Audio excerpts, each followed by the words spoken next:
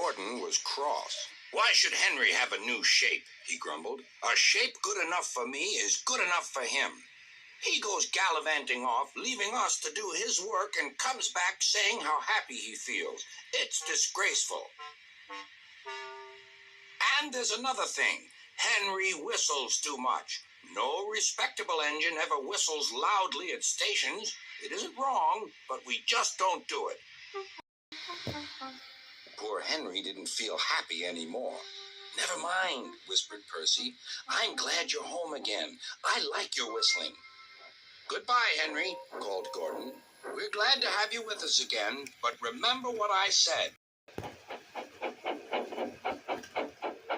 Later, Henry stopped at Edward's station. "Hello, Henry," said Edward. "You look splendid. I was pleased to hear your happy whistle yesterday." "Thank you, Edward," smiled Henry. "Shh! Can you hear something?" "It sounds like Gordon," said Edward, "and it ought to be Gordon. But Gordon never whistled like that." It was Gordon. He came rushing down the hill at a tremendous rate. He didn't look at Henry, and he didn't look at Edward. He screamed straight through the station and disappeared. "Well," said Edward. "It isn't wrong," chuckled Henry, "but we just don't do it." And he told Edward what Gordon had said.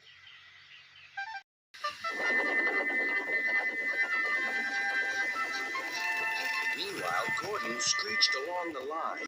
The noise was awful.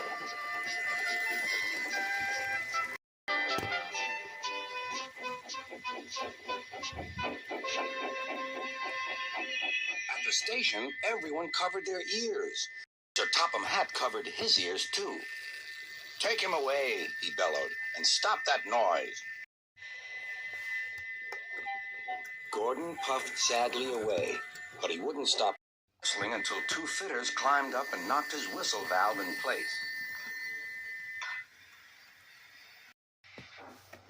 That night, Gordon slunk into the shed.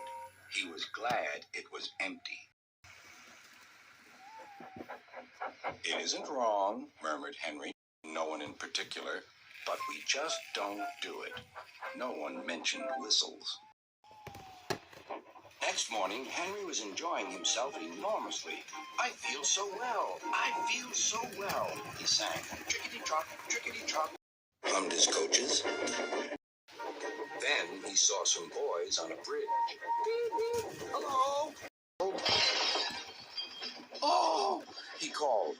The boys didn't wave and take his number. They thought it fun to drop stones on him instead.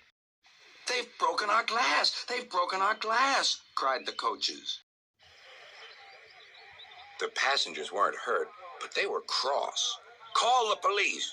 "No," said the driver. "Leave it to Henry and me." "What will you do?" they asked. "Can you keep a secret?" "Yes, yes." "Well then," said the driver, "Henry is going to sneeze at those boys."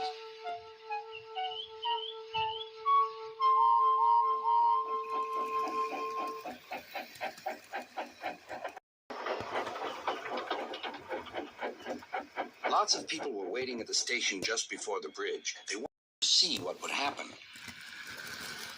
"Henry has plenty of ashes," said the driver. "Please keep all windows shut till we've passed the bridge. Henry's as excited as we are, aren't you, old fellow?" Henry felt more stuffed up than excited.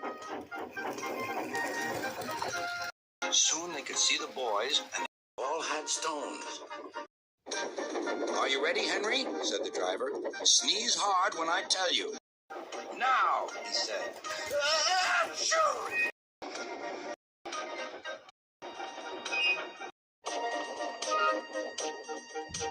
"Well done, Henry," laughed his driver.